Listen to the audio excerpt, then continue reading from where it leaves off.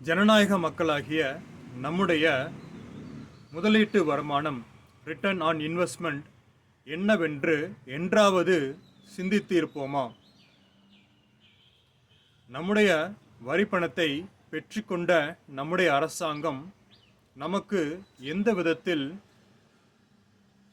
சிறந்த சேவையும் வாழ்க்கை தரத்தை உயர்த்துவதற்குரிய காரியத்தை செய்கிறதிலும் வாழ்வாதார நிலைமையை முன்னேற்றுவத பாதையில் நடத்துவதற்குரிய கிரியைகளை செய்வதன் அடிப்படையில் ஜனநாயக மக்களாகிய நாம் பெற்றுக்கொள்வதின்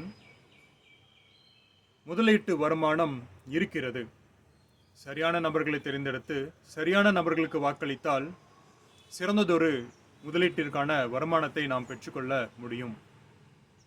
இல்லை என்றால் நம்முடைய பணத்தை நமக்கே அல்லது நம்மை சார்ந்த மக்களுக்கு இலவசம் என்ற பெயரிலும் உரிமை தொகை என்ற பெயரிலும் பிரித்து கொடுப்பதற்கு இவ்வளவு பெரிய ஜனநாயக கட்டமைப்பு தேவையா என்பதையும் சிந்தித்து மக்களாகிய நாம் செயல்பட வேண்டும்.